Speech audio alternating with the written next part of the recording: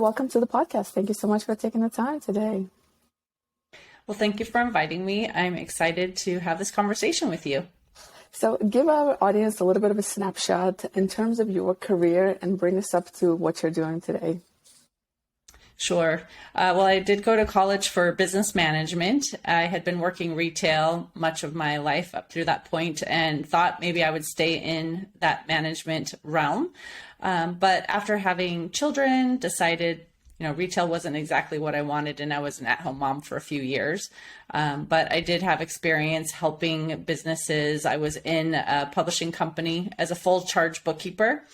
So I handled all aspects of the financial part of the business, from helping with ordering inventory, receiving documents, paying bills, reconciling collections, those type of things. And then somebody who knew what I did said, could you please help me with my business? It was actually her husband's business, but she was kind of handling all of the bookkeeping, paying bills, reconciling. And she said, I just hate reconciling the accounts. It's not easy. And because of her prompting me, I started my business. But if I was going to help her, I had to help others to make it worthwhile because of the cost of even starting a business, having a business license, buying the software. And so I worked the real job, for a while I did this kind of on the side. And finally, my husband said, start your own business. People love what you do. You're enjoying it. And it was a little scary, to give up that guaranteed paycheck, but I did. And so now I've actually been helping entrepreneurs for 20 years as of this airing. And it's been an exciting, growth over the years. I employ, as of today, 11 staff members. And so not only am I helping entrepreneurs with the things that they need help with and giving them peace of mind, but I'm able to also make a difference in the lives of our employees as well. Yeah, I think that's probably one of the most rewarding things about having a business is when you're able to help other people create their own kind of well-being, wellness in life, from the financial perspective, and create those opportunities for them. And what I love about your story is that it's and what I hear a lot from my guests is that when they start a business, it's usually just like somebody asked you to do something because you happen to be good at it. And I think it's so powerful because a lot of times, especially some of my audience, who are really trying to look for that change or trying to start a business or trying, and it's one of those things that just comes, you have to just experiment and try things and do things you're good at and make sure people are aware that you're doing these things. And eventually kind of, as maybe as simple as it sounds, but it all comes together. And I almost, and I don't know how you feel about it, but I almost feel like it's just as long as you're doing things and you're kind of taking action and moving forward, things kind of fall into place for you to take the path that is, ultimately you will be taking. So. I agree. Yeah. I think too, a lot of times people have a hobby that they can also turn into a business. So that's one way to actually start a business. But having been working in a corporate setting or whatever that might be for that person too, there's a lot of experience they have that they don't realize that they can turn into a business. They maybe doubt themselves or think, well, if I started a business, people would think, well, I just am starting now. How are you going to be able to help me if you're brand new? But they might have 20, 30 years of experience. So applying that and promoting that part of it, even if you're just starting out now in business, you've got a lot of experience. And I want to get into a little bit about the actual the setup of businesses. So there's a big misconception I feel, and actually I was perceiving it this way as well, is that there's a difference between having a business, like having employees and a company, versus being an individual kind of freelancer. So is there a difference? Is there not? What if there is? What is it? Well, a lot of times if someone is freelance, then they are looking to work with other companies as their partner, basically in the business too. So maybe it's someone who helps write content for social media or, create a website or something like that too. But really, even if you are marketing yourself to work with another company, you are owning a business. You have to have a business license. You have to track your income and expenses, and things like that too. So even if you're a sole proprietor, you are operating a business, whether you have other employees or not. And it's important to think about what are you at risk for in terms of having that business too, to determine, should you be a sole proprietor? Should you form an entity? Because a lot of people think, well, I'm not a business until I'm an entity. but that's not really the case. It's just you're not protected if you're operating as a sole proprietor. And what do you see is the biggest mistake people make when starting a business? I say one of the biggest mistakes is mixing their business and personal funds in one bank account or using one credit card account for a couple reasons. Number one, it's actually a red flag for the IRS. So if you are ever audited and everything is commingled, they may say that some things that you are deducting as business expenses truly are personal. They might see meals, maybe you're taking someone out, but you didn't document things well. And so they might say, well, this is just you going out to dinner. So I always recommend, even if you're a sole proprietor, get a separate business bank account, have a separate credit card account, do everything in the business that's business related and everything personally from your personal accounts. Now, if you have to pay yourself, obviously from the business, you're going to draw money out, but you're going to put that as a payment just to yourself. Or if you have to invest money in, you put that back into the business, but don't use personal to pay business expenses or vice versa. And is there a distinct, like, when, let's say somebody's freelancing versus, so freelancing, maybe they're just making, I don't know, a few $100 a month versus like thousands a month, right? So is there a pivot point of when one should register a business, or is it pretty much like the minute you are, kind of starting to make money on doing your side gigs or whatever, you should really register yourself as a legal entity, for example, and have that business account? Or like, when is there a distinguishing? Is there an amount of money you have to make, or how does that work? So technically, if you are going to earn $600 or more from a business, they're going to report that they've made payments to you, and the IRS is going to see that you're earning income. And if you're operating a business, you have to have a business license. So the city isn't going to necessarily care how much you're making. Now, some cities may have a threshold where if you earn less, you don't actually have to pay a fee. I know that there are some locations that do that. Like if you make less than $100,000 in revenue, you still have to file and have a business license. You just don't pay the fee. So the minute you begin operating, you must have a business license, but that doesn't mean you form a corporation. So when you're going to form an entity, there's a couple different things to look at. The first thing is protection, right? If you form an LLC or you form like an S corporation, you're going to have more protection than if you are a sole proprietorship. On the other side of that, though, there are usually minimum taxes that you have to pay to your state when you enroll as an entity. So you might pay more than you would have otherwise if you had a sole proprietorship and you don't have a large amount of revenue yet. So you have to really figure out your kind of risk and the tax side of things to figure out when is the right time. So I always recommend have your CPA and a business attorney, as resources, and talk with them to find out when is it the right time for you to actually form an entity. But the minute you begin earning income, technically you are operating a business. And do you see, when people come and open up a business through your company, and that maybe you're working with them on their particular accounting needs, is there a business I guess activity that is more popular versus others? Do you see like a trend in terms of maybe industry or the type of businesses that people are operating these days? I think one thing that has come about because of the pandemic was a lot more online sales. So even if you had a physical location, there's more marketing, selling online, having people be able to buy digital products, digital downloads or things like that too. That being said, there still is a market for a lot of the other things that are out there where people may still have to come to you, right? Restaurants, is one of the things you can't easily sell an online product. There's online ordering, right, where you can have them deliver to you or you pick up, but it's still a physical product that you have to sell from a location. So restaurants are still actually doing well. They were hit hard for a while, but many found through having these third-party apps and delivery that they're actually able to get more orders. But the thing that I always caution people is don't just look at your top line revenue. You need to look at profit, because by having added those third-party apps too, the fees increased quite a bit as well too, because they take a large portion of what you're purchasing online.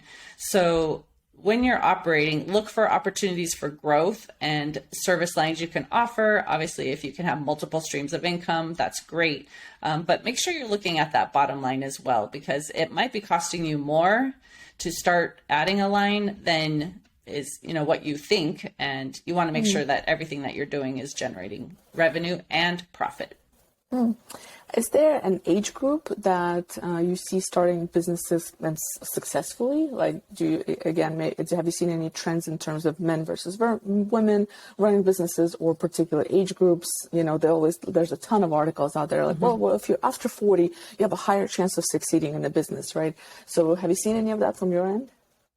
So I think what we have seen too is there are some people who maybe are starting the second half of life a business, right? They've been in a career for a long time. Maybe they're still doing a dual career. Maybe they're still working, but they're starting something on the side.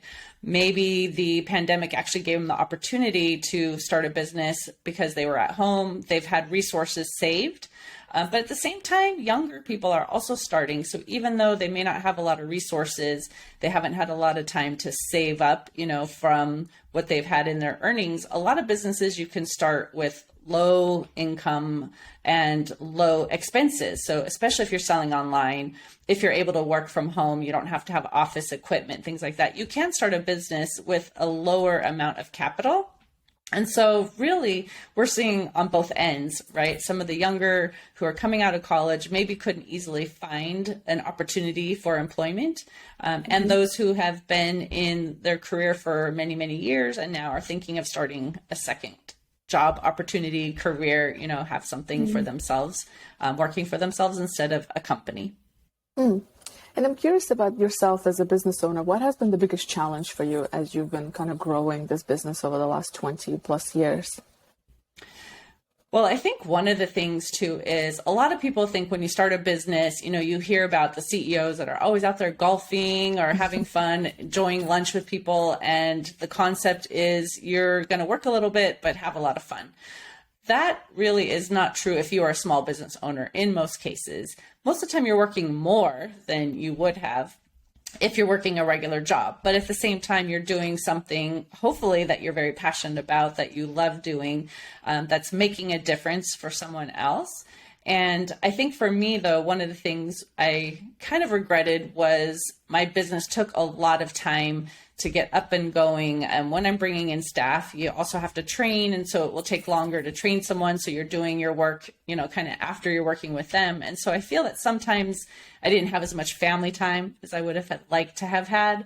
But you just have to go in knowing it's not always going to be a perfect balance, right? So there are times where you're going to have to put work aside. So you do have that family time, but there are times that you might have to explain to your family, I have these deadlines I have to meet and I'm going to be available at this time or after this date. So, but that, I think when I first started, I wished that I would have been able to work from home. I didn't realize that at the time. Now, again, I started 20 years ago. And so a lot of what we have now wasn't really available there, but it would have been nice if I would have had a little bit more of that work-life balance. And what does your day look like today? In general, like any day, choose. Is it same? Is it different? So what I do now is I usually get up. I'm an early bird. I've always been an early bird anyway. So I try to get up and handle tasks first thing in the morning that need my focus, that I can really just get done and not have to worry about interruptions. Because now with 11 employees, of course, I do have staff that sometimes have questions or they need to reach out to me, or I'll have calls with clients, or maybe I'm recording a podcast or things like that too. So once kind of the normal work hours begin, there's a lot going on. And if anyone's email box is like mine, right, we get a lot of emails that we have to go through too. So I try to start in the morning, just accomplishing those tasks that really need to take a significant amount of time potentially, or I just want to focus and not have interruptions. And then throughout the day, I will have meetings, podcast recordings, answering questions of staff, training others. I have operations manager now too, that I'm also training to take off some of my load. And then I'm training other staff members to take off some of the things that she was doing as well. So I just am really wanting to get to the point where I'm not even necessary in my company. So if I need to take time off, it's running without me, no problem. So that's what I'm also working on. I remember I had a supervisor a few years back when I was working at a full-time job, and She said one of her tests to see if she's doing a great job as a leader is when she would leave, and she would leave for like a 2-week vacation. And she just would be like, unless it's an emergency, she'd be like, don't contact me. I trust you. You can do this.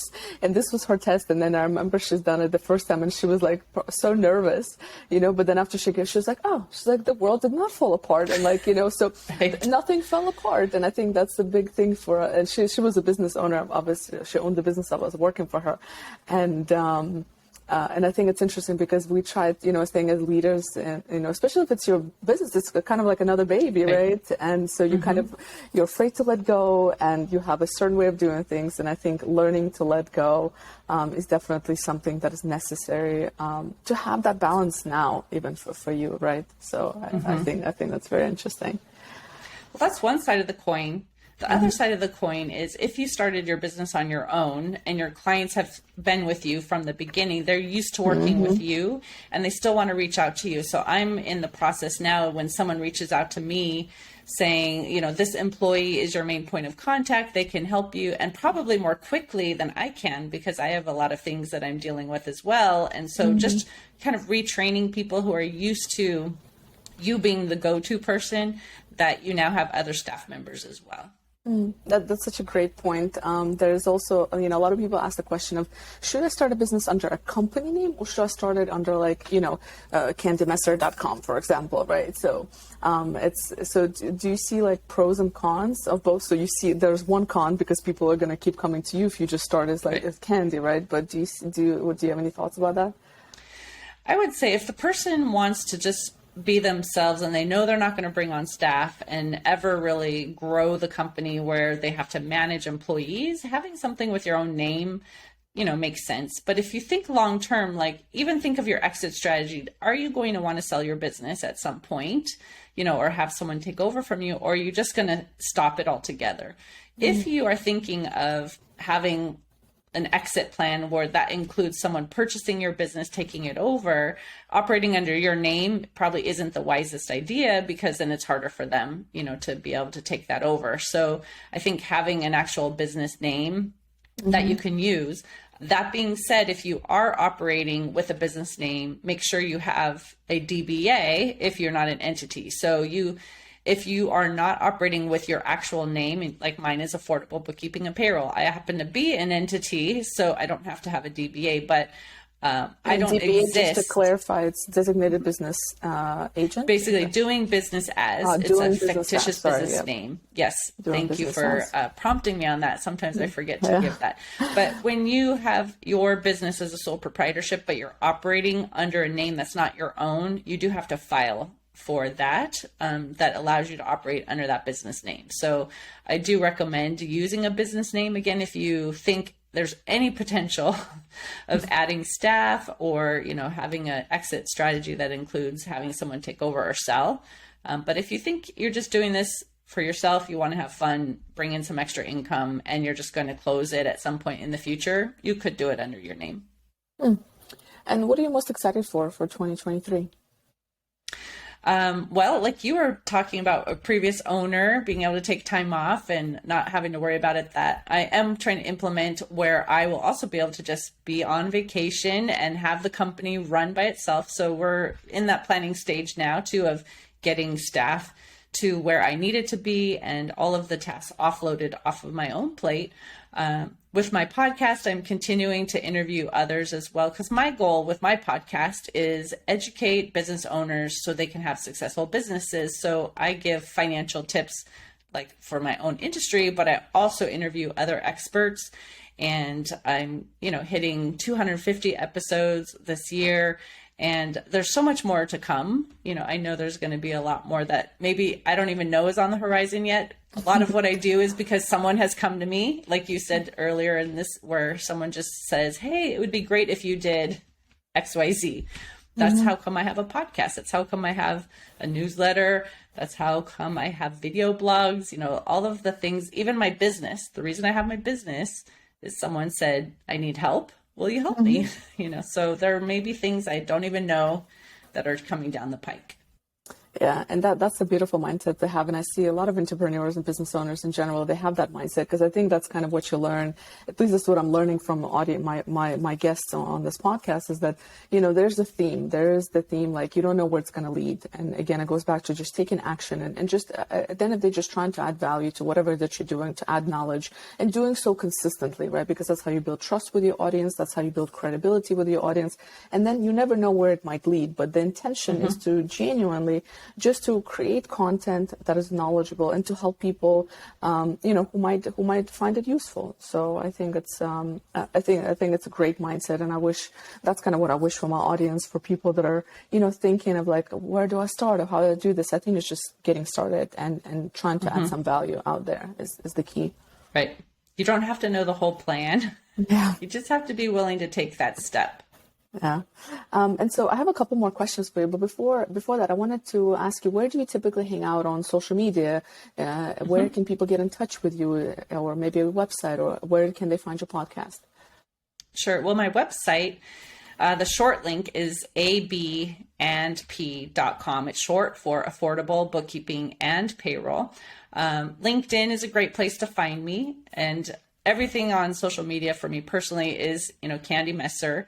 As I mentioned, I have a podcast and video blog, so I am on YouTube. You could also find me just with my name, Candy Messer, or you can search like hashtag BizHelp4You, because we tag all of the podcasts with that hashtag as well.